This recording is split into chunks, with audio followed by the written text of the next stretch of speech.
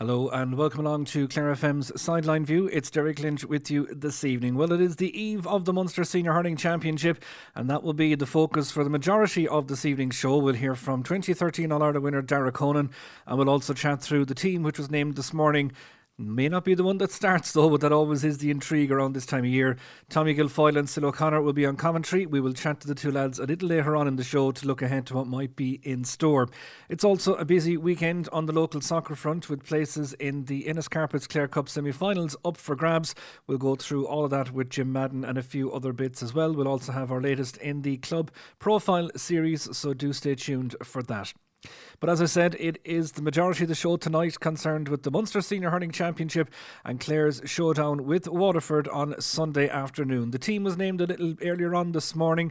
We'll bring you more details of that if you haven't heard it by now. But just a little earlier on this week, I spoke with the 2013 All-Ireland winner Dara Conan to get his view on what a championship week is like in a camp ahead of a big game like that on Sunday, and to get his thoughts on how it might all play out. Yeah, it's a really exciting time, particularly now in Clare when we probably, with the league campaign, wasn't overly exciting being in 1B, so it's great for the championship to be coming on now.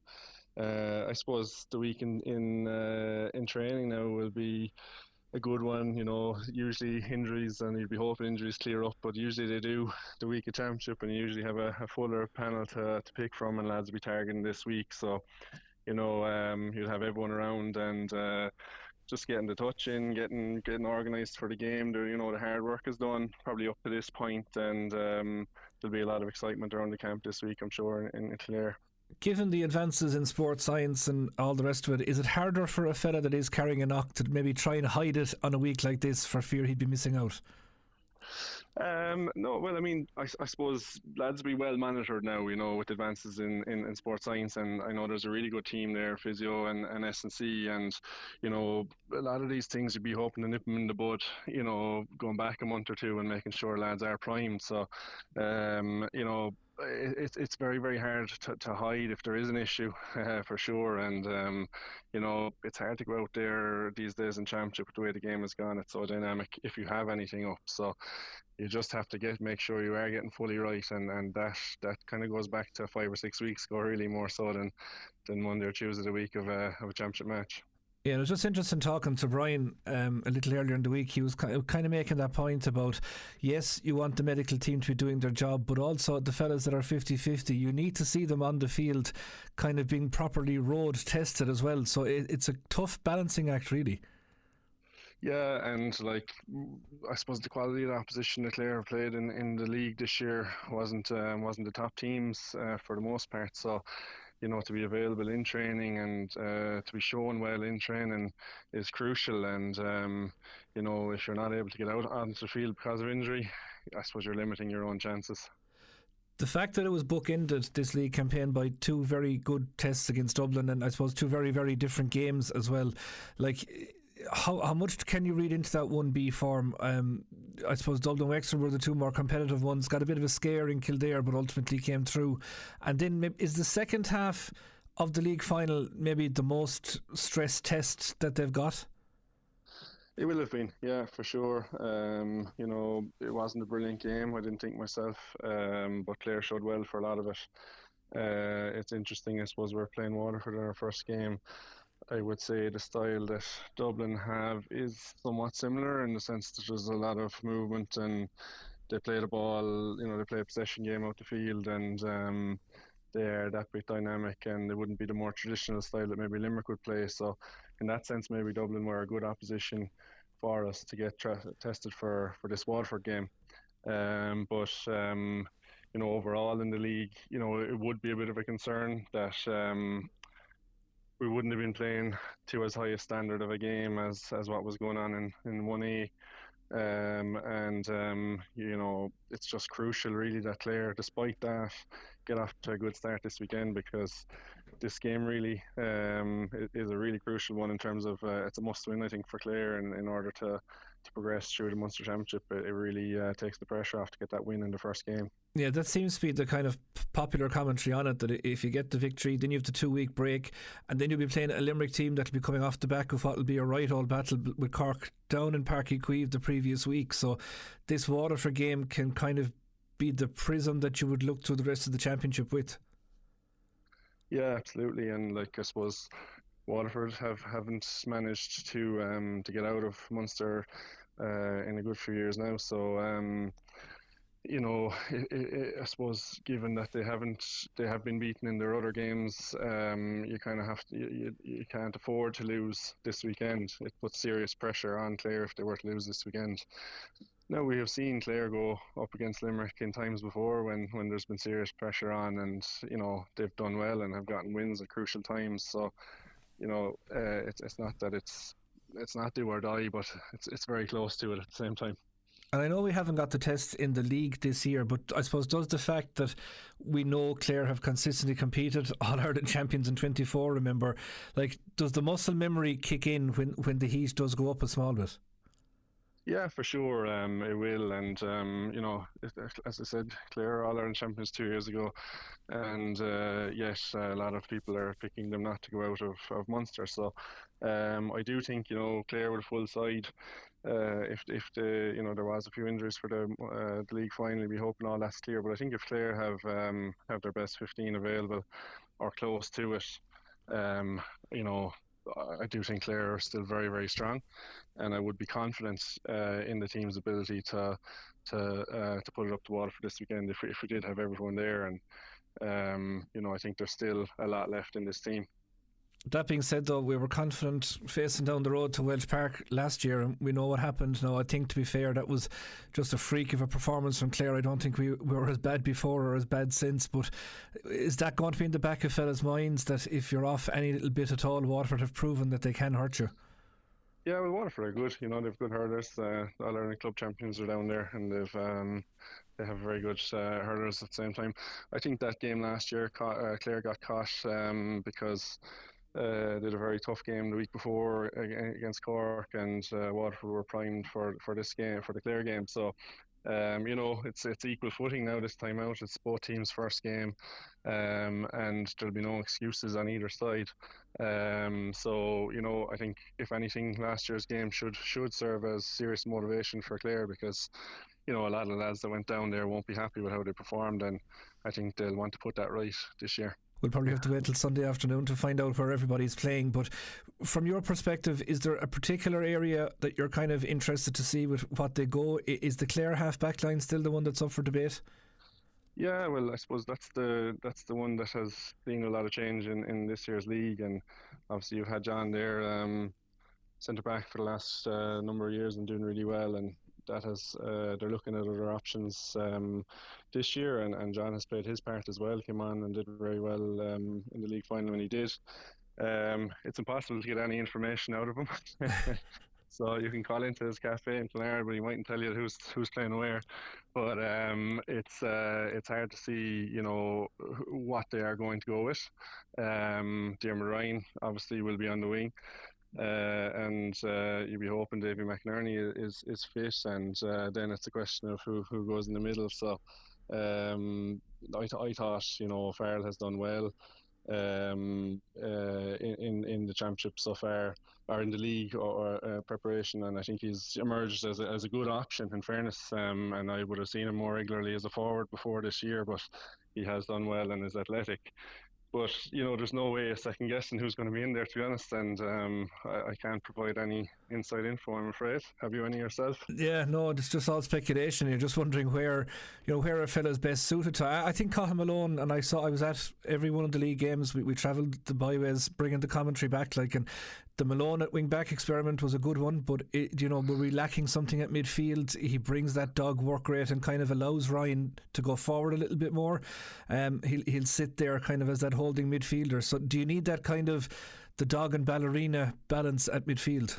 Yeah, I think definitely Cathal is a really good option at wing back, and he's got an awful lot of experience as well, and would be a good organiser. But what you gain then in the half back line, you're losing in midfield, and that link role that he has performed between the defence and attack, and given Ryan that bit more freedom in midfield, I don't think we can afford to lose him from midfield. So I think then you have to look at other options for the half back line, even though he has done very well there when he has played there. And of course, one of your guys in Mr. Dermot Stritch is a fella that I think has put a lot of tongues wagging with some of his performances, and you just wonder, is he the type of fella better off coming into a white heat of championship when it has opened up, or do you need his energy from the start? I think even the front six are hard to pick. Definitely, very hard to pick. Dermot is an excellent player and an excellent prospect, and an excellent guy as well. Works very hard at his game and just goes about things the right way. So I've no doubt that we'll see some really good stuff from Dermot this championship, whether he starts or not. I'd have no fear of putting him in. I think he'd be well able from the start, and I'd love to see him playing. It would be great to see him playing in the Munster Championship this year. Having watched him over the years with Clare. So hopefully he does get that chance, but whether it be from the start or if he's coming in, I think it's important that he takes the opportunity, and I think he will. And there's a real sense like that this is probably one of the deepest Clare squads that we've seen in quite some time. Like we've seen Jamie Moylan, Ronan Kilroy, Mark Sheedy, Niall Farrell that you mentioned, Dermot, plenty more. Like Shane Meehan has probably made that advancement now to probably taking on that number 15 jersey. I mean, there's quite a bit of depth there. There is, and even Dylan McMahon, another from our own club who played a few of the league games and did well. I thought would have liked to see him maybe against more the Dublin games or the Wexford games, just to test him against that topper opposition. But that's the only problem is, I suppose, harking back to the fact that we're in 1B, is that those lads who are joining the panel, you haven't seen them against the top players in the league, and I suppose more will be revealed on the quality when they do come up against those. But I think everything so far is positive, and the 20s having 2 victories under the belt with a lot of the players you've mentioned there is really positive as well. And I think, as you're right, that the panel is getting that bit stronger, and as those players, I suppose, grow into themselves a bit more over the next few years, you'll be hoping there's a positive future for them there in Clare. It's probably easier to answer this question on Sunday evening, but if we take it that we're both back in Clare to come out of Munster, everyone's asking who's the 3. We'll change that slightly and ask who's the 2 that comes out with Clare, do you think? Yeah, well, I think Limerick will come out. I still think Limerick probably have the strongest panel in the country, but and they looked awesome in that league final. But what you want to do is get out alongside them and hopefully win a Munster Championship. But just to make sure you progress from Munster and give yourself a chance at the end of the year, because whether or not they can sustain that level in Limerick for the whole championship is still up for debate. And then I suppose it's between, in my opinion, Cork and Tip then at that stage to come for the next position. If I have to call it today, I'd rather call it Sunday, but I'll go for Cork, I suppose. Yeah, that game in Thurles is going to be huge in deciding that, obviously. And I heard someone say during the week, and they're right, that they've never heard the tip camp as quiet, and it's not like them to be quiet. So is that an indication maybe of they waiting in that long grass in Simple? Yeah, well, it is amazing, some of the noises that have come out of Cork after losing that final last year by 15 points, and I suppose still seeing some of the players talking about it as a freak accident or things like that. I think Tipper strong. They deserved to win that final last year, and were the better team on the day by far. So I think, as you said, there hasn't been a lot of noise from Tip, and I'd say there is a lot of bite in that camp. Even though they've won the final last year, they'll nearly coming in with a chip on their shoulder versus Cork in that game. So it'll be very interesting to see how it develops. Yeah, certainly will. And as the weeks go on, and we might as well just give it an early plug now, because ahead of that Limerick game, if you want more analysis and more crack, you can head to the local in Drumquin, a fundraiser for Bally AGA Club. They're holding a night there. Yourself, you're on the panel. Paul Flanagan is on it, and a guy I'm really looking forward to having a chat with in John Keenan, because I suppose he was maybe punished for producing what I think was one of the best refereeing performances in that Munster final that we've seen for quite some time, and he had to retire and all the rest of it. So looking forward to having a chat with him. And if you want tickets for that or more details, contact any of the crew in Bally or drop into Derek O'Connor there in the local, and they'll look after you. Should be a great night. But until then, Derek, enjoy Sunday. Spot on. We'll see you then. Much more chat about Sunday's game and a little bit more as well to come here on Sideline View. Do stay tuned. Welcome back to Sideline View this evening, where we are continuing our look ahead to the Munster Senior Hurling Championship, and the two men that will be calling the action across the series, Sil O'Connor and Tommy Guilfoyle, join us on the line to look ahead to Sunday's game. Lads, we got 26 names on a sheet of paper this morning. I think that's about as accurately now as we can put it. We'll still be waiting for half one on Sunday to kind of determine who and where and what's available. But Tommy, from what we've seen anyway, and of what's been released for a match day 26, what has stood out to you? Look, I suppose, there has been lots of speculation and, rumours about players' availability and unavailability, whether it's injury or whatever. I suppose, taking all things into account, no major great surprises in the sense that, a lot of those players played game time in the league. But, when you look at Shane O'Donnell in the subs, Conor Lean in the subs, like you just wonder, will that be the actual makeup of the team? We don't know what's going on inside, so we take it at face value until we see something different.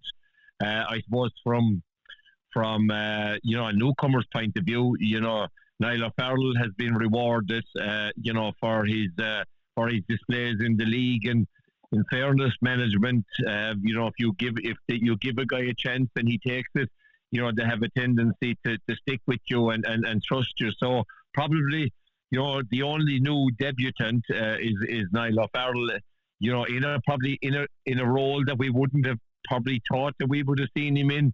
But I think, he'll grow into that role, with a big day ahead for everyone. The anticipation is out there.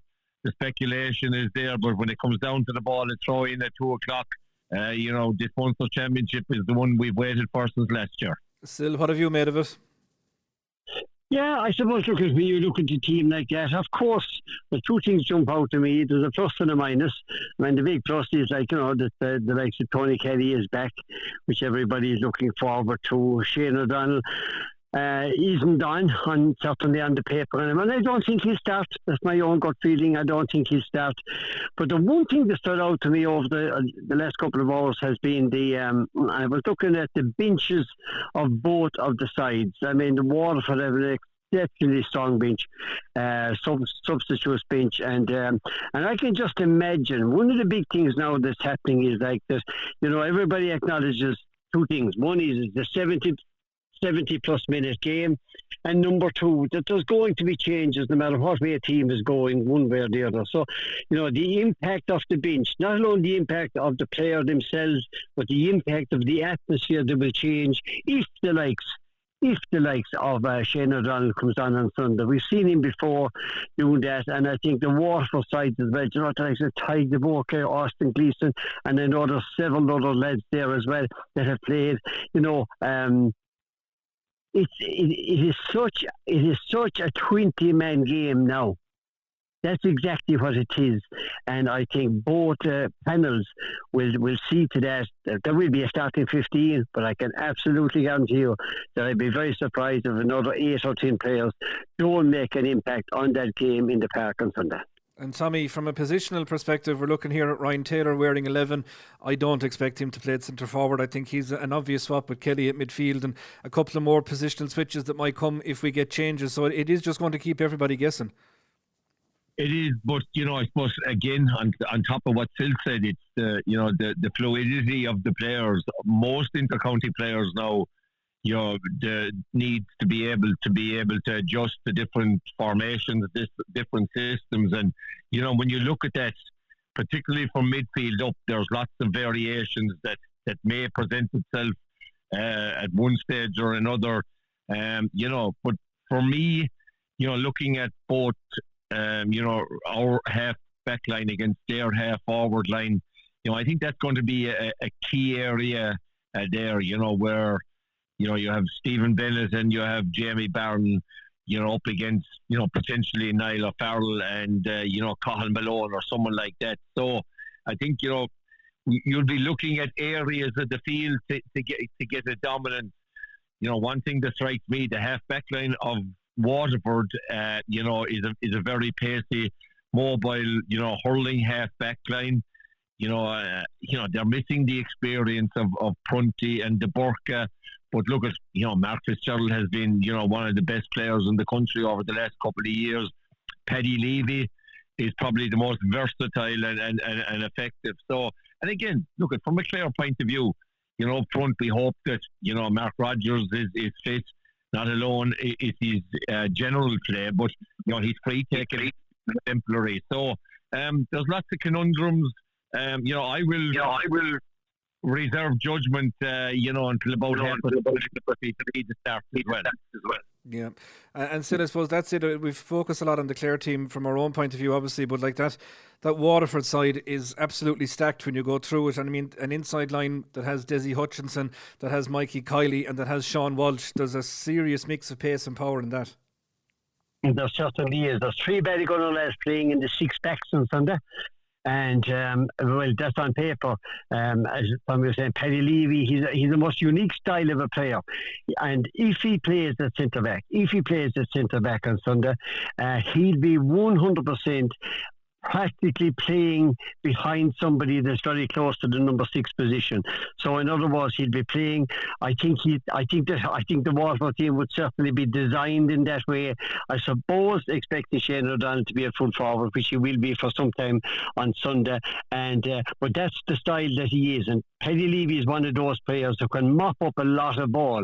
But the number of balls that he'll hit 50, 60, 70 yards, you could count them in one hand, because that's the style of a player that he is. He'd be a link-up player.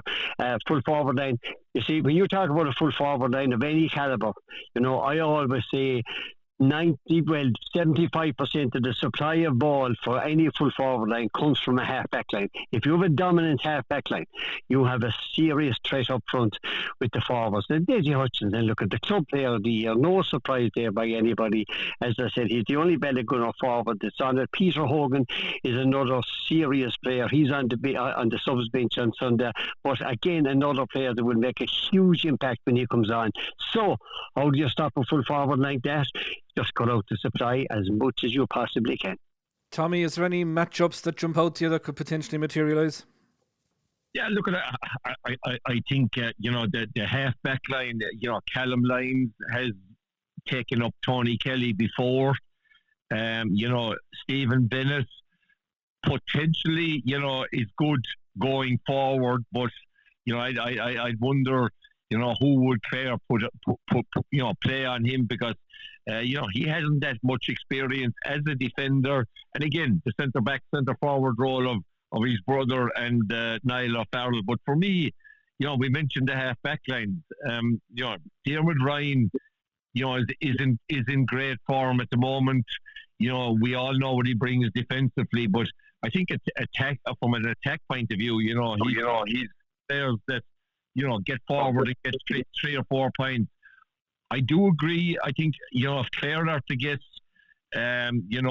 goals, I think, maybe the 2 cornerbacks, one of them making their debut, Aaron O'Neill from Ballygunner, that may be the way to go. Mark Fitzgerald likes to play hurling. Not sure is he an out-and-out defender. So I think if Clare attack that Waterford, full back line, and again, with the modern rules, it makes backs have to think and make decisions on their feet. So I mean, it's an intriguing game. I think Waterford probably have been sitting in the higher class, have been sitting in over the last couple of weeks. The target at this game, no more than Clare would have had. So look, I think it's who performs on the day. And I agree with Sil. It won't be the 15 that will be starting. It'll be the 15 that'll finish the game. I think maybe the difference in the end. This is a question, lads, that has been asked quite a bit on sports podcasts and shows right throughout the week. Sil, give me your 3 that come out of Munster. The 3 that come out of Munster, I've said it before, it would be Limerick, Tipperary and Clare. No Cork. Is there a reason for that? There's the reason that they won't make the top 3. Tough start for them, isn't it? Does that tip game on Sunday afternoon kind of set a big tone for them in that one? It does. It does. There's no question about it. And I don't mean that, but I'm just saying, like, the Cork's first 2 games, right? They're in Thurles, and then they have Limerick down in Cork. If they win those two, if they get 3 points out of those two, well, they're going to march on. There's no question about that. But something tells me, sometimes sometimes you look at a situation and you say to yourself, well, that's really not what I'm looking at. And sometimes it actually is, because Cork have been there or thereabouts. Struggling with form. They played Limerick. The only thing about Limerick is that they played Limerick, I think the last 4 or 5 times they played them have been in the Gaelic grounds. So when they go to Páirc Uí Chaoimh, if they go to Páirc Uí Chaoimh with 2 points in the bag after beating Tipperary and Thurles, then we have a different Cork side altogether, I would imagine. I have no doubt about that. As I said, it's back in Páirc Uí Chaoimh. It hasn't been there in the last 4 or 5 games, and Limerick have been on top in those games. So just imagine what you'll be waiting for in Páirc Uí Chaoimh. But I think those 2 games, I think there's so many questions hanging over Cork at the moment. We might get one of those answers on Sunday, but then again, as I said, when you have an All-Ireland title in the bag, you're going to try your very, very best to hold on to it. And I'll give you an example of what I'm talking about. The Munster Championship. The Clare played Waterford in the 20s game there 2 or 3 weeks ago, and I was talking to a Waterford man, and I said, well, are you all set for this evening? Yeah, are you all set for the 19th? And he says to me, which was probably what everybody is thinking. He said, everybody thinks the All-Ireland is on the 2nd or 3rd Sunday in July. The All-Ireland, he said, is on the 19th of April. Because that's the way we're approaching it. He said, it is such a massive game for us.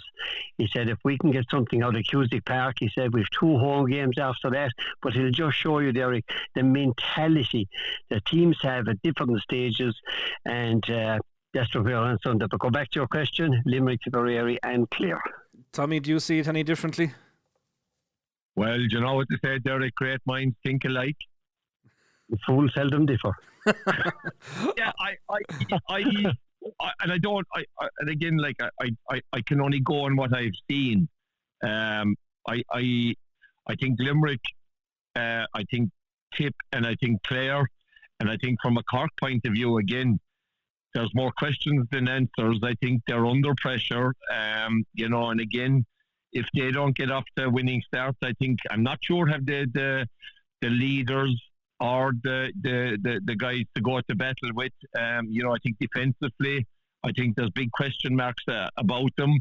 They're starting, 2 or 3 new forwards up there. Barry Walsh, the forward from Finbar. So, no Declan Dalton, in the panel. So look at Cork have a lot to prove.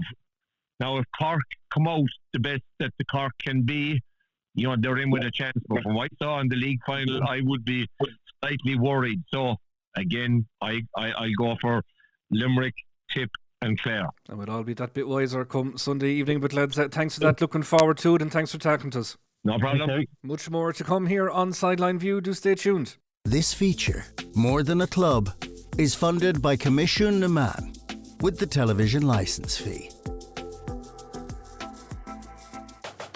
As we continue our club profile series, we're casting our eye west towards the Atlantic Ocean and to Kilmurray-Brecon GA Club, one of the most successful football clubs in the county, and indeed remains the only one to have played in the All-Ireland Club Football Final in Croke Park. We'll talk about that and a lot more as well with Chairman Michael Considine. Michael, thanks for taking the time to have a chat with us.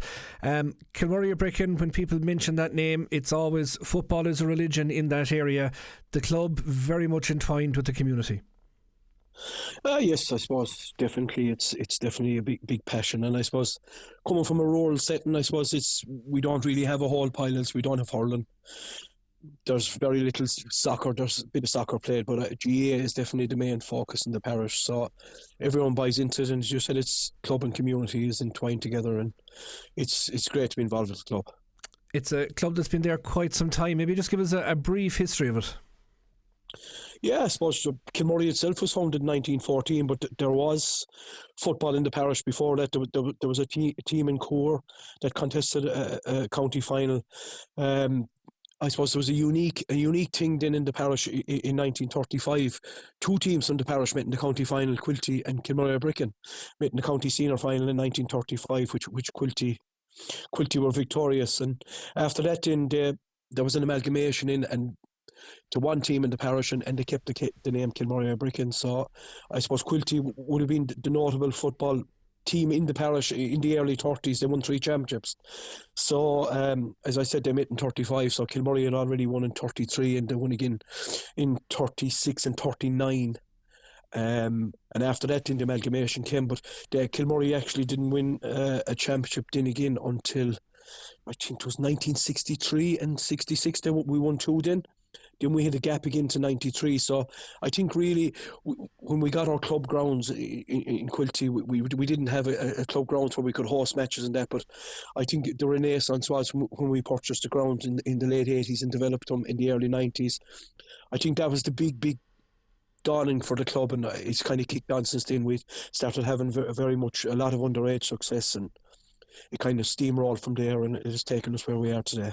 And I know one of your predecessors in the role as chairman was there for quite a number of years, and when you mentioned the developments, his name always crops up as well. A lot of what's there down to the foresight, vision and hard work of one certain Michael Talty. I look at it definitely. I think the late J.J. Darcy, God rest him, was in the purchasing of the field. He was chairman at that time, and Michael Talty came in then and was kind of starting from scratch. The pitch was done first, and then dressing rooms and the stand, and after that then there was a progression to floodlights and a training pitch and that, and it's a lot of hard work over a lot amount of years, and you're still never finished. Even in the last 5 or 6 years, we have new floodlights, we have a walking track, new pitch. You know, we have a new gym put up. You all the time have to be evolving as a club and strive to get better all the time and have better facilities for our underage and our adult players. And as you spoke earlier about our community, we have a lovely lit walking track there. It's very safe, and lights are on there every night for people to walk. So it's very important to keep improving all the time.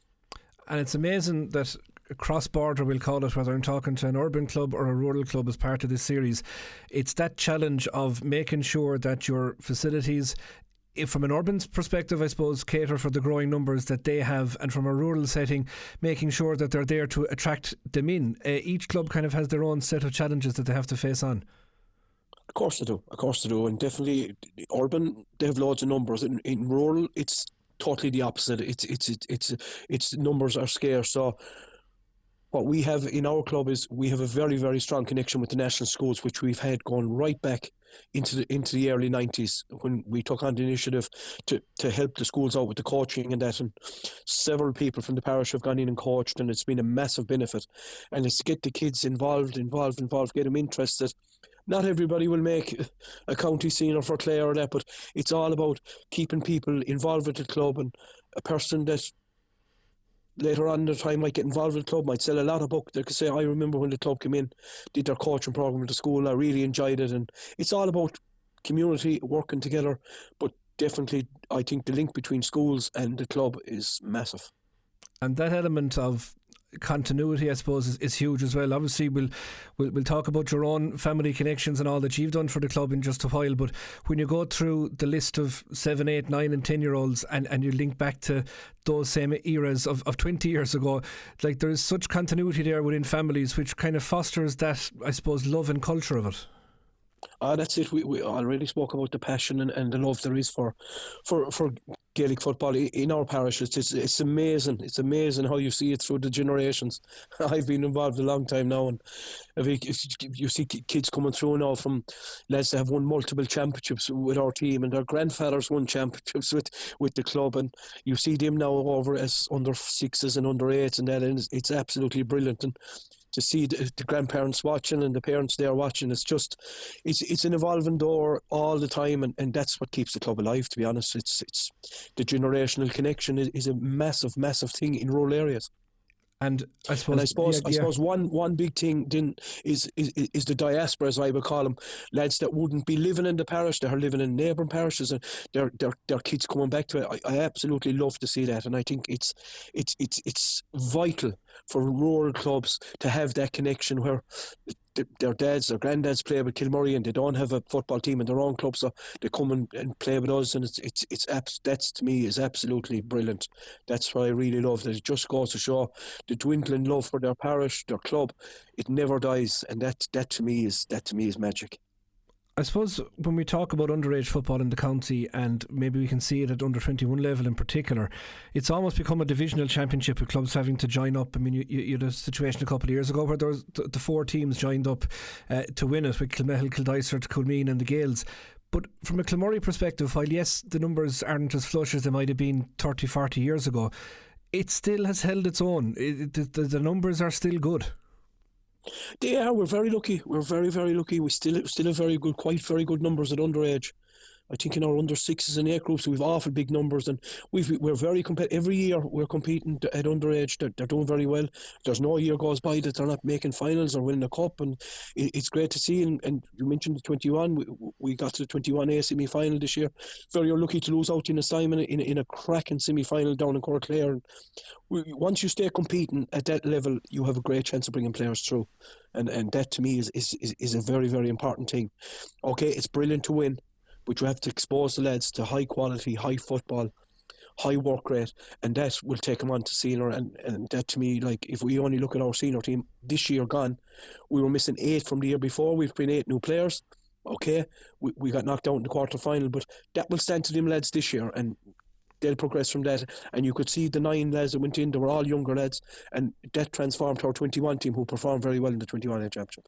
But also that sense of ownership that the club takes. Like your senior team, you know, in fairness to them, lads, now they've enough to be doing with training and playing their own games, but it's very rare that you'll see a squad down along where them boys aren't doing a session with them, or indeed actually involved as part of a management team. There's a real sense of ownership in that. It's brilliant. It's great to see, but it just goes to show that if the structure is correct, them lads they've come through themselves. They've come up through an underage structure where they've always seen. We always had senior players dotted in underage managements that lads look up to, and it's absolutely brilliant because, and they know themselves, and it's brilliant to have the likes of young Dermot, Danny, all these lads coming in helping out at underage, and that's what it's all about. You're inspiring the next generation, and that's something that really has to be held on to. And again, keep harping back to the rural area. Everybody knows everybody, and when it likes a young Dermot comes to the field, or Danny Welsh comes, or Quillen O'Dean, all the young lads know them, and it's great to see. And the lads love that. And before the county final in 24, when we got there, we did a night where we had the senior players, and we had all the underage players there as well at the training session, and they were kicking ball with them. And that's just it's the continuity. It's forming a bond, and it's preparing them guys for their journey that they start hopefully to make it through to play senior football for the club. You're at the head of the executive committee, but I know that all the development that has been done, there's been huge support in there.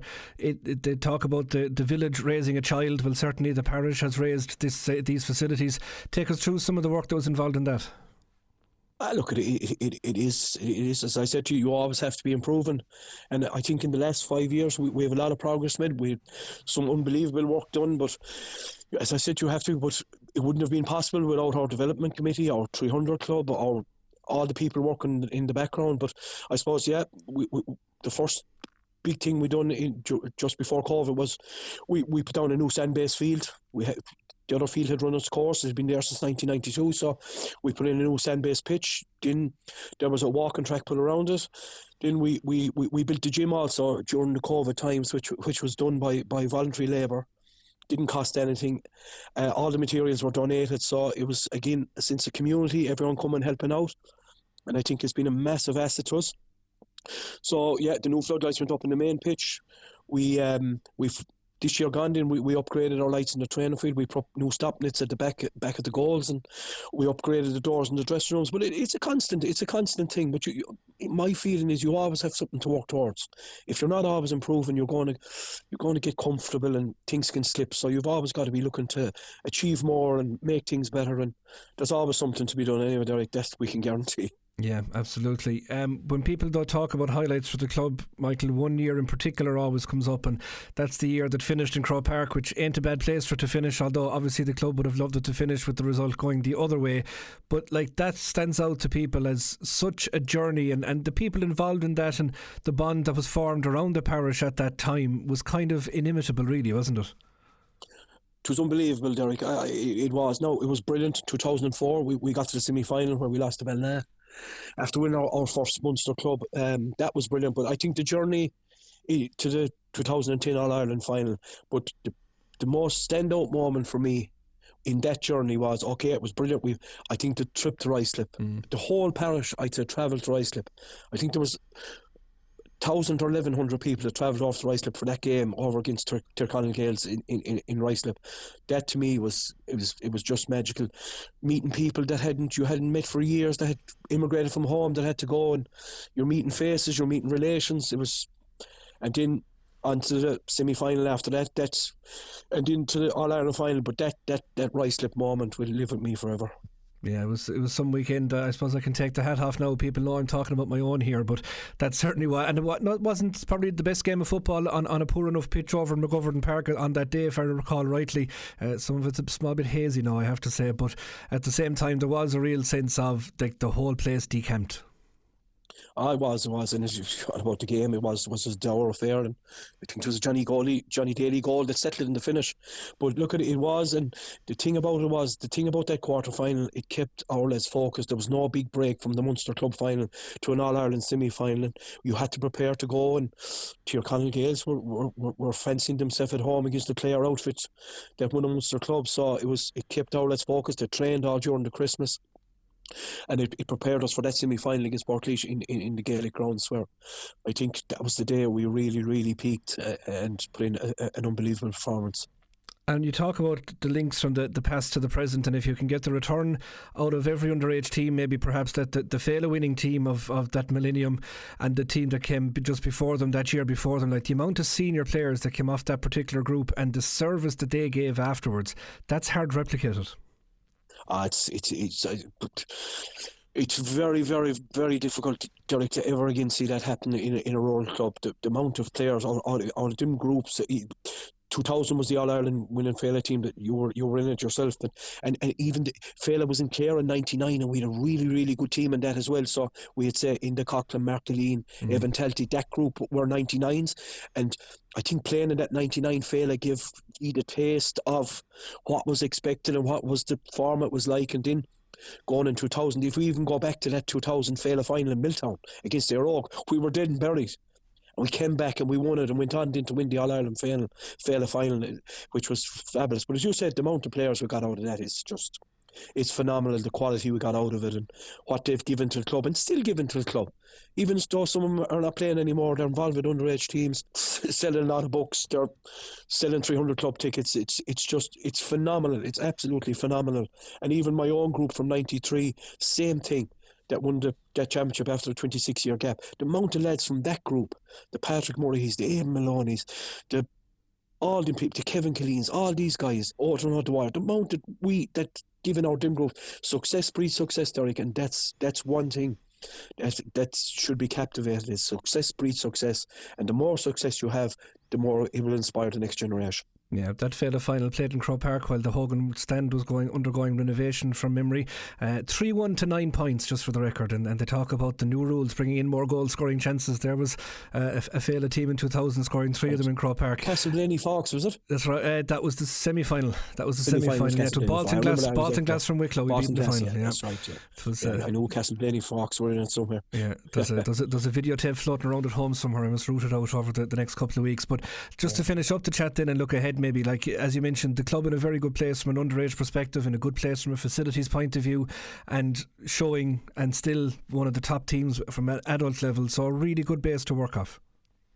Yeah, sure, look at it. You go into every year with optimism, and this year is no different, and lads are back training, and we've a new manager in Inda Coughlin, and he's a very good management team put in with him, so they're really eager, and just hope it goes well, do the work and see how things go, and we're very optimistic. Sure, look, we'd be hoping we can go a bit further than we did in 25. So, yeah, so I suppose it's onwards and upwards, and the hard work begins now. So hopefully, we'll have a successful year.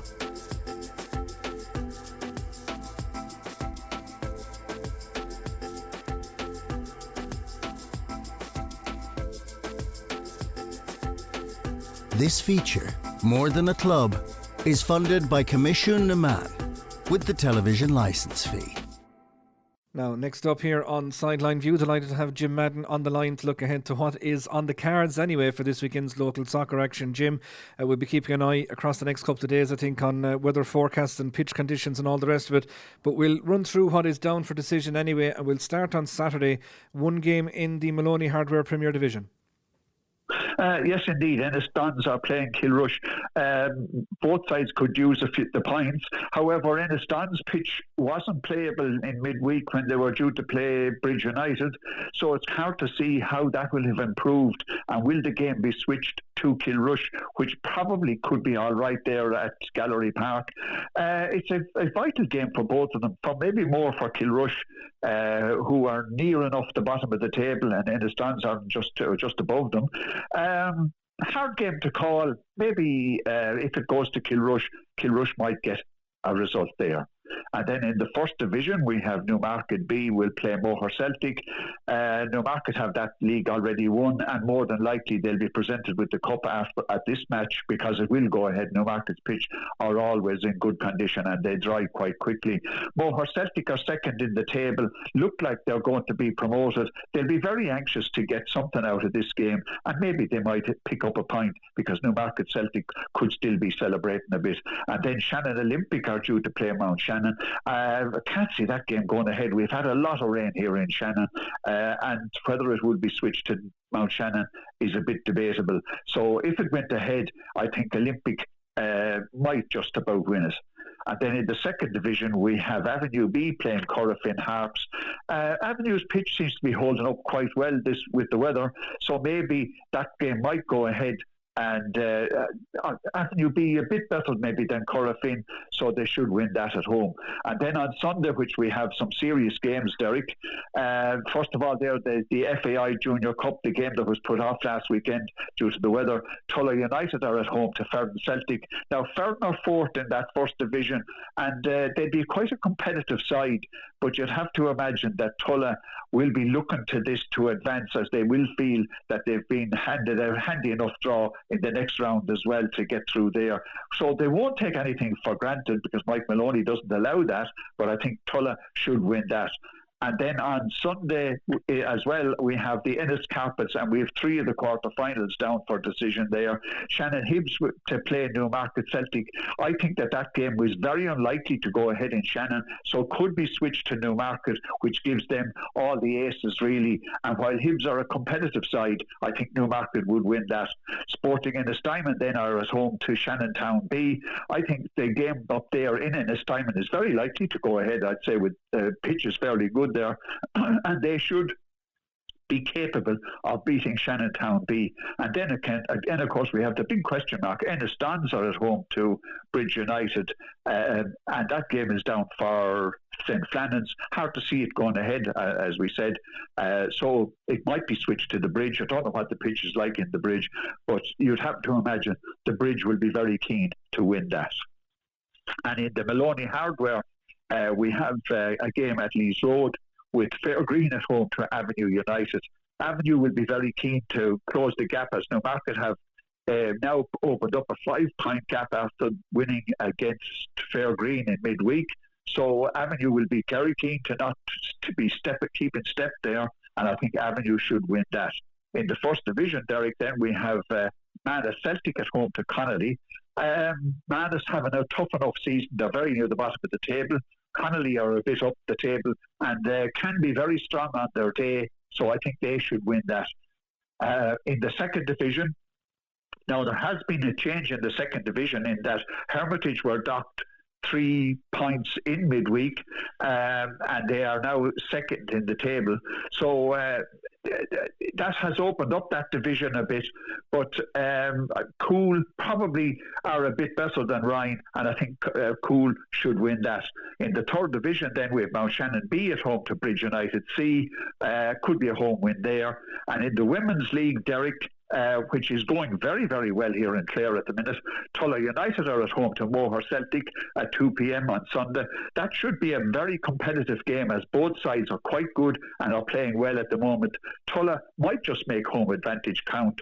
And then in the Women's Shield semi-final, we have Bridge United versus Ennistons. Bridge United are quite strong, so are Ennistons, but Bridge United could win that. And on the Monday, then we have 3 youth games on Monday, with 2 in the Premier Division, Avenue United playing Newmarket and Bridge United playing Shannontown. Fantastic stuff, yeah, and there's loads of games as well midweek next week. Kilrush Rangers and Avenue is one that jumps off the page, as is Shannontown and Tulla United. So look, we'll talk more about them on Monday evening show, Jim, when we wrap up the action that did go ahead. But for the moment, thanks for that. Thanks, Derek. Talk to you soon. And that is just about all the time we have for you on this week's Sideline View. Don't forget, of course, tomorrow the Camogie side will be playing Waterford in the opening round of the Munster Championship. That's also 2 o'clock in Zimmerbeim at Park Kissogue. We spoke to Aaron Considine on Monday evening's show after their brilliant league final victory, so you can have a listen to that. We'll have updates from that game tomorrow, as I say, 2 p.m.